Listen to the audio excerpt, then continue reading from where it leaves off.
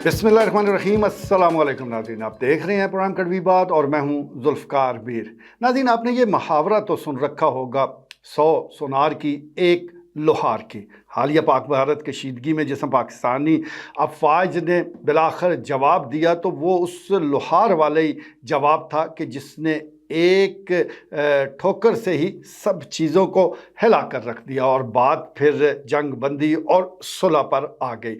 हम शुरू से ये बात कह रहे हैं कि जंग किसी भी मसले का ना हल होती है और ना किसी फ़ायदे में होती है। जंग कोई भी जीते नुकसान ही होता है, जीतने वाले का भी हारने वाले का भी। लेकिन क्या किया जाए, जब जंग मुसल्लत कर दी जाए तो फिर आपके पास तो कोई और ऑप्शन ही नहीं होता। ये जंग जो है ये हम पर मुसल्लत की जा रही थी। पाकिस्तान ने मुसलसल बहुत ही ज़्यादा सब्र और बर्दाश्त का मुजाहरा किया, लेकिन लगता यही था कि दूसरी तरफ कुछ नाअक़बत अंदेश लोग ऐसे बैठे थे कि जो इस सब्र को कमज़ोरी समझ रहे थे। हालांकि ये एक ज़िम्मेदाराना रवैया था, लेकिन वो बात उनको फिर समझ नहीं आई। समझ आई तो वही फिर एक मुहावरा बताऊंगा कि जो लातों के भूत हैं वो बातों से नहीं मानते। तो जब उनको लातें पड़ी, समझ भी आ गई और मामलात सीधे भी हो गए। लेकिन एक बात मैं गुजारिश करना चाहूँगा कि कभी भी दुश्मन से गाफिल नहीं रहना चाहिए। दुश्मन साजिशी हो, उसके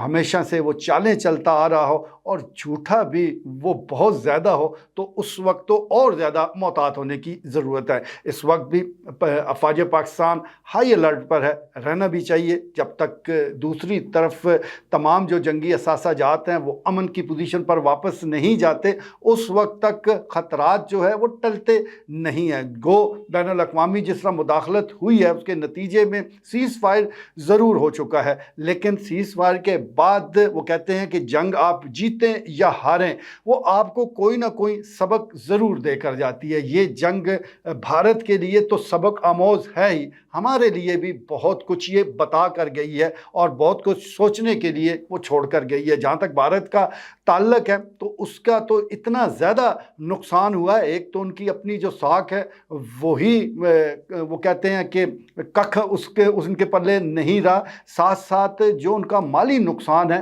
वो तखमीना तो आप पढ़कर हैरान रह जाते हैं। अभी इसमें जो जंगी नुकसान है वो तो इंक्लूड ही नहीं किया गया। जो इस जंग होने के वजह से स्टॉक एक्सचेंज और दीगर और शोबों में नुकसान हुआ है वो इतना ज़्यादा बताया जाता है, $83 बिलियन के करीब तो ये नुकसान है। अब इससे आप अंदाज़ा कर सकते हैं कि एक पाकिस्तान हो या भारत हो, ऐसा मुल्क जहाँ बेशतर जो अवाम है वो गुर्बत की लकीर के नीचे ज़िंदगी गुजारने पर मजबूर है, और वहाँ पर अगर आपका पाला पड़ जाए ऐसे हट धर्म से जो हर सूरत में जंग ही चाहता है, तो फिर उसकी ज़हनी जो दिमागी हालत है उस पर शक ही किया जा सकता है। बहरहाल ये हम कह सकते हैं कि उस हवाले से उनको ज़रूर अकल ज़रूर आ गई है और हम उम्मीद करते हैं कि आइंदा ऐसा नहीं होगा। लेकिन मैं जिस तरह गुजारिश कर रहा हूँ कि अपना ज़रूर मुहासबा करना चाहिए कि ऐसे दुश्मन की ये जुर्रत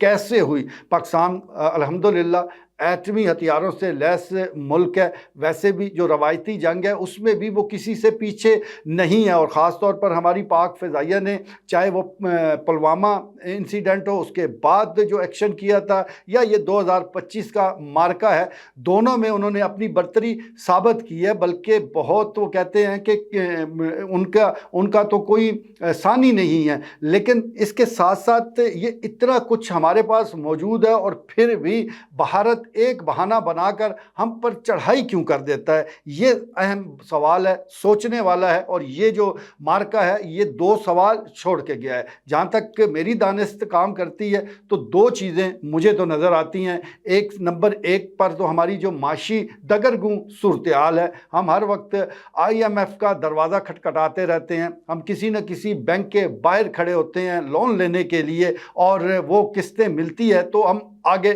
بڑھتے ہیں۔ جب تک آپ معاشی طور پر اپنے آپ کو سٹرانگ نہیں بنائیں گے، مضبوط نہیں بنائیں گے، اس وقت تک کوئی بھی آپ پر چڑھ دوڑے گا، اس وقت تک کوئی بھی آپ کو کمزور سمجھے گا۔ اسی طرح جو دوسرا اہم معاملہ ہے وہ سیاسی طور پر جو ایک افراتفری کی صورتحال ہمارے ملک میں وہ رہتی ہے۔ جب تک مستحکم سیاسی حکومت موجود نہ ہو، جب تک انسانی حقوق کے حوالے سے معاملات درست نہ ہو، اور جب تک قوم ایک پیج پر نہ ہو، اس وقت تک بیرونی جو دشمن ہے ان کو یہ لگتا ہے کہ یہ قوم اندر سے کمزور ہے۔ بس یہ دو چیزوں کا ہی فائدہ اٹھانے کی کوشش کی ہے بھارت نے، لیکن الحمدللہ جو پاکستانی قوم ہے وہ اپنے تمام تر اختلافات کو بھلاتے ہوئے اس موقع پر وہ اکٹھی ہوگی، اور اکٹھی ہونا بھی چاہیے۔ جب آپ کی ریاست کو، آپ کے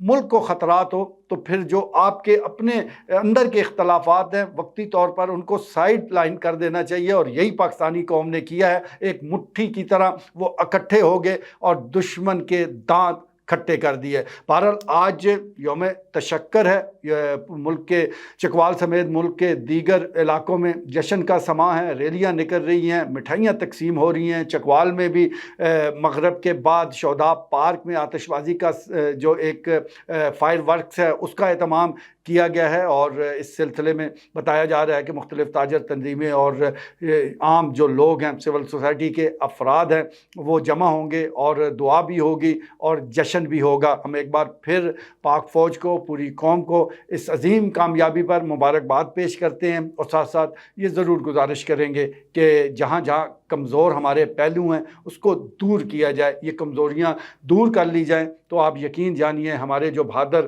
افواج ہیں، ہمارے جو سپوت ہیں، ان کے سامنے دنیا کی کوئی طاقت نہیں ٹھہر سکتی۔ بس یہ جو چھوٹی چھوٹی ہماری اندر کی کمزوریاں ہیں اس پر قابو پانے کی ضرورت ہے۔ آج کے لیے اتنا ہی، اجازت دیجیے، اللہ نے کے بعد۔